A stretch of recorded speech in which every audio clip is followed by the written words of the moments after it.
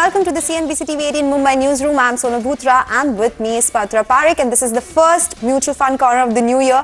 And we've been talking about how 2022 has seen a lot of volatility, Patra. Despite all this, Indian markets, they held their ground and fared much better than the peers, right? Yes. The other markets as well. So how does all of this look like for the mutual fund industry? What should be the approach for mutual fund investing in 2023? That's what we're going to talk about today. So that throws up a lot of questions for our guest. Let's welcome him then. Harshvardhan Roongta of Roongta Securities joins us now. Harshvardhan, a very good afternoon and thank you very much for joining us.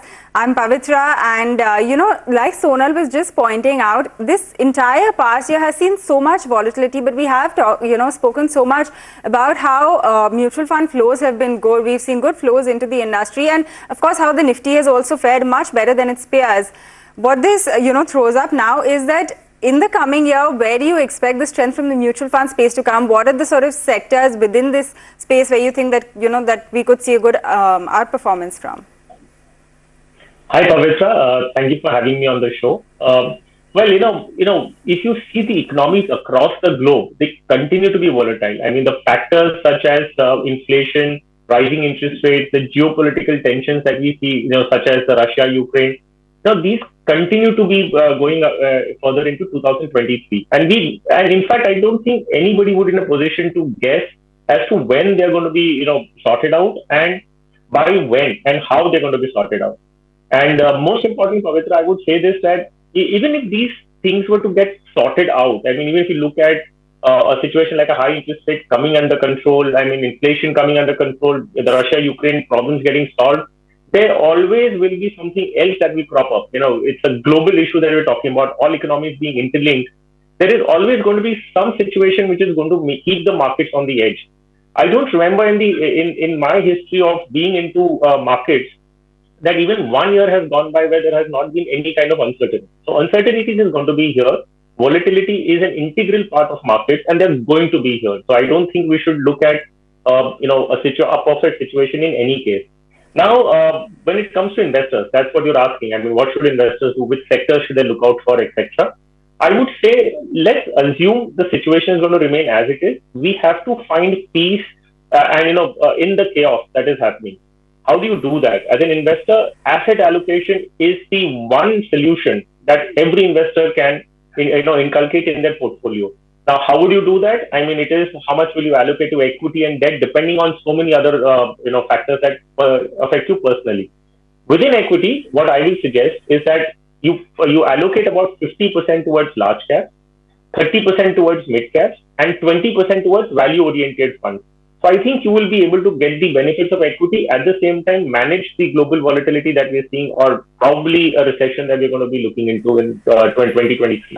Okay, get that point. And also because we're talking about volatility that could continue, it's a question of not if but when and what will happen. So when you speak about a 50% allocation that should happen to large cap funds as well, there have not been many of them which have been able to beat the benchmark last year. Do you think this is a category that will make a comeback this year, and that's why you think majority of the proportion of portfolio allocation at least should go here? Well, Sonal, within the large cap category, I think it's amply clear now that passive funds are a better option when compared to actively managed funds. I mean, we look at data and we will know that very few large cap funds have been able to beat the benchmark. So I think we are very clear on that. The verdict is out saying that if you're investing in large caps, the index or a passive fund is a better option. Now, I could suggest two options, two further deviations from this pure index fund. One would be an equal weight index fund. However, the other option would be a flexi cap fund. So flexi cap fund, I say so because majority of the allocations in all the flexi cap funds are essentially large caps with a small allocation towards mid and small caps to generate that additional alpha that we're talking about. So, if you talk about equal weight index fund, a very interesting product. So equal weight Nifty index fund would be like this, that the constituents of the Nifty, like all the 50 companies forming a part of the Nifty will remain the same. Just the allocation will differ. So while a Nifty 50 would have Reliance allocated at about the allocation of Reliance weightage being about 12%, in this equal weight index, it will be 2%. So all 50 companies will be equally weighted at 2%. Unlike a traditional index fund, which would have 13% of Reliance and all other accordingly. Now, back testing data, we've seen that, this manages the volatility better and has the potential to generate higher returns over a longer period of time. So that is one option that I thought investors could consider going further in 2023, where you have an equal weight index fund. All right, that point is completely well taken, and this is how you could approach large caps if you want that kind of exposure in your portfolio. Harshvardhan, the next space that we want to talk to you about is debt funds, because of course, I came across this very interesting piece in the US about how the preference for debt versus equity has rarely ever been this high. So when we are talking about high interest rates and how this will continue to sort of ensure traction in this category, now with the expectations that hikes perhaps will not be as high or they'll be paused, what do you think is going to happen in this category in terms of flows? And also, the next question is that would you look at debt funds or would you look at FDs in this case? Pavitra, I mean, why the increased interest of people in debt funds. So if you take into consideration the volatility, the risk an investor takes into equity funds and generates a return of, say, an assumption of about, say, 12 to 15% kind of return, wherein the past 1 year returns or 3 year returns have been slightly towards, in double figures, I mean, just a lower double figure kind of return. Now, the investor gets an option to earn a high single digit return in a debt instrument. What is the motivation for a person to take that incremental risk to generate only a few basis points higher returns in equity? So that's the essential reason why people have started moving towards debt. However, if we believe that interest rates are at their peak and are unlikely to go up further, so this is a great time for investors to park their money and lock themselves into the portfolio yields that we're getting. So currently the portfolio yields of any mutual fund would be around 7 to 7.5%. So if you park your money right now, you're kind of getting yourself an assurance that you'll get between 7 and 7.5%. Now, comparison between debt funds and fixed deposits. Now, I take cue from what you said, like in case interest rate hikes are going to be paused and if they start correcting, they start coming down, there is a possibility of capital gains that you can earn on your debt mutual funds because the interest rates and prices of bonds are inversely related. When interest rates start falling, you see the prices of bonds going up. So the investor will also make a capital gain, which unfortunately is not the case with a fixed deposit investor. I mean, once you freeze into a product, even if interest rates go up or down, you're going to get that kind of returns only. Further, the last benefit that you would really see with mutual funds is the way they are taxed. The returns that the investor gets is taxed. So there is a long-term capital gains in case you hold your investment for more than 36 months. And with indexation benefit, the tax liability comes down considerably when you compare it to a fixed deposit. Fixed deposit interest is taxed at your marginal rate of taxation. So these are, a few comparable points where it makes far more sense to go for a mutual fund and invest in a debt fund to get the benefits of elevated interest rates, the capital gains, the liquidity, and the preferred taxation. Target maturity funds in this category are one of the products wherein if an investor does not require regular cash flows, then it has an horizon of 3 years, 5 years. You can lock your money into a target maturity fund where you'll get higher yields as of today with indexation benefits on maturity. That is a great explainer as to how you can just look at the debt funds right now and how it would compare with fixed deposits as well, because that has been an investor favorite for some time as well now. While we have spoken about how large cap funds would be this time around, could this be a year for small cap or mid cap funds as well, Harshvardhan? What will make them more attractive versus the large caps this time around? Because we are talking about them, being valued at lower levels right now. Yeah, you're absolutely right, Sonal. In fact, if you look at the 10-year average PE of the mid cap, small cap, and large caps, you'll see that mid and small caps are actually trading lower than their average 10-year PE. So, it is one indication to say that, there is a good entry level. And large caps, on the other hand, are trading at a premium to their 10-year average. Now, if you look at this purely and think that mid caps look attractive, well, I would like to put it in context with what is happening globally as well. So why would people look at investing into large caps? The primary reason being, if there is global uncertainty, large caps are able to weather that storm better. They are financially stronger. They have a larger moat. They are the market dominance. They have market dominance in the economies that they work. So investors find comfort into companies which are large cap during extreme volatility in the market and extreme uncertainty globally. Now, if you're looking this same scenario to continue in 2023, then again, large caps will be playing out better because if there is any correction, if actual fears translate into some real life problems, then again there will be solace into large caps. So merely being undervalued or rather trading at a lower P than the 10-year average, does it make it attractive enough? I don't think that would be the right way to evaluate. You have to look into what is the global scenario, what is the valuation, and then try and merge both to find some connection. That's why I said 50% in large cap, 30% in mid cap would be an ideal situation where you'd like to also benefit from lower valuation. All right, we get that completely. Another space that we want to talk to you about, and one that we don't actually discuss very often, is REITs, or the Real Estate Investment Trust. There were no big fundraisers from this category in 2022, but residential real estate has been doing quite well. It's something we've spoken about a lot.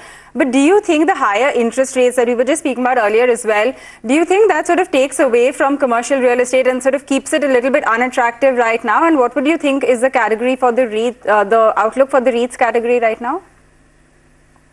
Well, Pavitra, if you look at REITs, they're very clearly placed between a fixed deposit or rather a debt fund and an equity. I would say, the risk reward ratio, if you have to look at, this is a product which fits in just between the two. So from a risk point of view, it is slightly higher than a debt fund, and from a rewards point of view, it will be lower than the equity side. Now, this fits into an investor's profile who's not happy with debt funds, who says that I don't want like a 6 to 7% kind of a return. I want something more. Then, of course, this fits into that category. Now, if you look at the outlook, well, of course, we've seen that last 1 year has been extremely bad and subdued for the REITs. Returns have been, I think, almost negative or just about, flat. Now, with the lockdown, the COVID-induced lockdown getting over, economies opening up, the commercial real estate is also picking up, and that essentially forms the portfolio of the REIT. So, I think going further, certain part of allocation can be given to REITs, about a 10% of your portfolio. But I don't think you can entirely bet your entire debt allocation or that that risk capital into REITs as of now. I think a 10% allocation should be good enough to REITs as of now. So that's an interesting take because real estate has been the flavor, but as you said, these funds have underperformed in the year gone by. Harshvardhan, we'll just get into a quick commercial break and we'll continue this conversation on the other side. Stay tuned.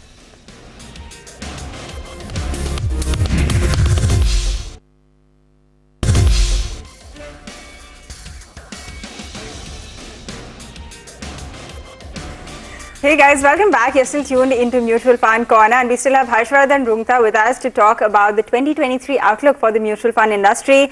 Harshvardhan, we were just discussing all of these different categories. The next one I want to ask you is about gold ETFs.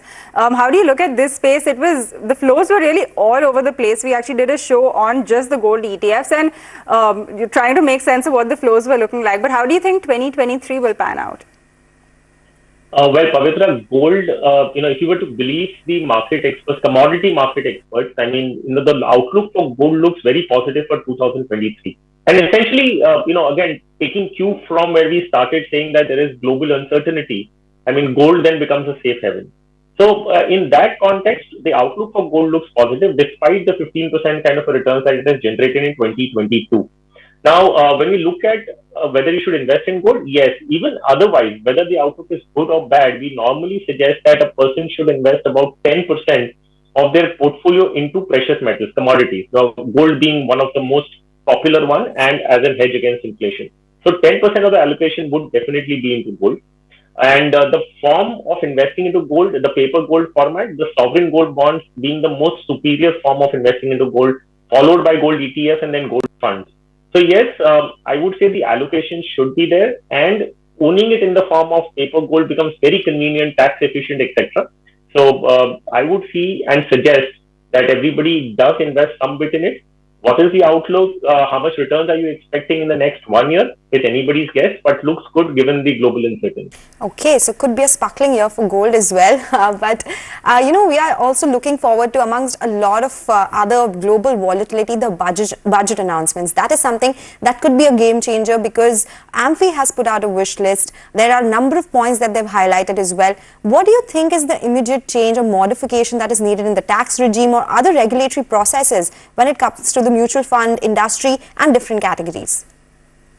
So well, Sonal, when you look at any two different products being offered in the market to investors, there has to be some kind of parity between the two. There cannot be a tax arbitrage which favors one product against the other. So I think one of the most important suggestions that ANSI has made in their wish list is about bringing about tax parity within the ULIPs, the unit-linked insurance policies and mutual funds. So why you see that if you're investing in a ULIP policy, the structure of investing is the same as that of mutual funds. Provide just additional part being ULIPs are offering you a life cover in addition for which they're charging you separately. So if the basic structure of investment is the same, which is holding units, investing into equities, balance or debt funds, etc., a person investing less than 2.5 lakhs in a year in an ULIP policy continues to get the returns being completely tax free on maturity, whereas in mutual funds they are going to be taxed. Now, this parity, I mean, this disparity is not ideally good for any industry. So there has to be parity between the two, and I guess there would be some kind of announcement in this direction. If you take it one step further, once you invest into a ULIP, they have different options. You will have equity, balance, debt. You'll have different kind of fund options. When a policyholder switches between these options, there is no tax implication on the investor, on the policyholder. Whereas the same implies a tax implication on the unit holder if it's in the form of an investment in mutual. So I think there has to be some parity brought about between the two. And I think that is what would be one of the things to look out for in this budget particularly. I also think there is going to be some kind of rationalization in terms of what is the definition for holding period for long-term capital gains, short-term capital gains, because a listed equity is 1 year being the holding period for long-term capital gains, unlisted being 2 years. There are different parameters for different securities in the debt segment as well. So I think there will be some kind of clarity coming in from that. That is what ANSI has asked for, and I guess this should be addressed in this budget. Yeah, this is something that's been on every single person's wish list as far as the budget goes. So let's see if that comes through or not. Harshvardhan, we've also got some queries coming in from our viewers. So if you could just, take a few of those up. The first one comes in from Rohit Gupta, who's written in from Hyderabad. He says he's investing 6,000 rupees in the SBI Blue Chip Fund, 5,000 rupees in the Axis Blue Chip Fund, and 5,000 rupees in the UTI Nifty 50 Index Fund per month, among some other funds as well. Those will be on your screen as well. He says he wants to know if he should continue to invest in these funds or should he make any changes to these. Harshvardhan, take us through how you look at this portfolio, because the first thing I'm noticing is that there's way too much of the large caps. It could just lead to some kind of concentration here. You're right, Pavitra. So if you look at the number of schemes, you will notice that the large cap you have about 3 schemes in large cap, 3 or 4 rather in that sense into large caps. If you look at the percentage allocation, it's not alarming. So while we were talking about 50% being allocated to a large cap, this is more or less in alignment to that. So very clearly, yes, I mean, there is a need to consolidate the portfolio. There is no real purpose being solved when he has 3 or 4 large cap funds. I mean, it's all going to give you the same kind of performance, just that you have different fund houses and different schemes to manage. So my suggestion to him would be that he stop his investment into SBI Blue Chip and increase that 6,000 into UTI Nifty 50 Index Fund, which he already has in his portfolio. The other change I'll recommend is a stopping of Axis Blue Chip Fund and increasing that amount into Parag Parekh Flexi Cap. And essentially, not to say that SBI Blue Chip or Axis Blue Chip are not good schemes. It's just that for the purpose of consolidation, we're trying to make his portfolio concise. It becomes easy administratively. Rest of these schemes and allocations are fine. You can continue as it. Okay, thank you for that, Harshvardhan and Rohit. I hope that answers all the queries that you had.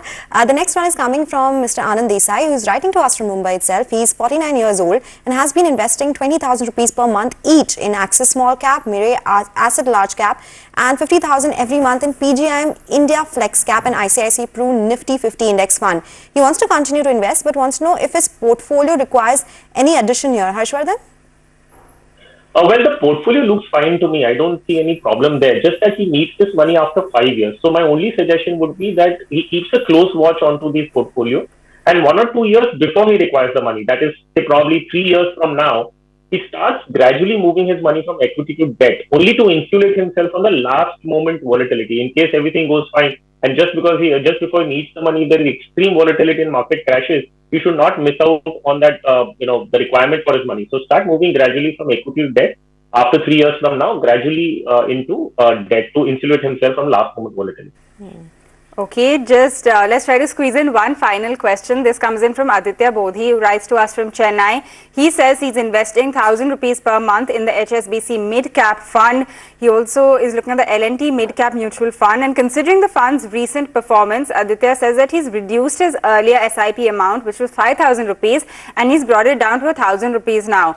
He says he has accumulated over 5 lakhs and he now wants to know what he should do, whether he should, stay invested in this, maybe look at another fund as well. How do you look at this fund, Harshvardhan? He said the HSBC Mid-Cap Fund. So, well, Pavitra, the L&T Mid-Cap, L&T and HSBC have merged. So, basically, all the schemes of L&T have gone into HSBC. Now, it is true that HSBC Mid-Cap Fund isn't the best performing fund in the category. However, since he's already been investing in it, has a corpus of 5 lakhs, any changes that he makes right now, there will be tax implications. So I suggest just give this fund some more time, observe it for another 6 months, and in case you still believe that this is not doing well, then most certainly you will want to bear that cost of taxation, whatever, and then still move to a better performing fund. So I think make no changes right now, look at it for 6 months and then decide what to do after 6 months. Okay, all right. Harshvardhan, thank you so much for answering all those queries. I'm sure the viewers who had written did get that satisfactory expert opinion that they really wanted. Thanks a lot for joining us today and speaking with us. So that's all about mutual fund investing in 2023. And with that, it's a wrap on this edition. But stay tuned. Closing bell will come and we'll take all the last hour trading action for you.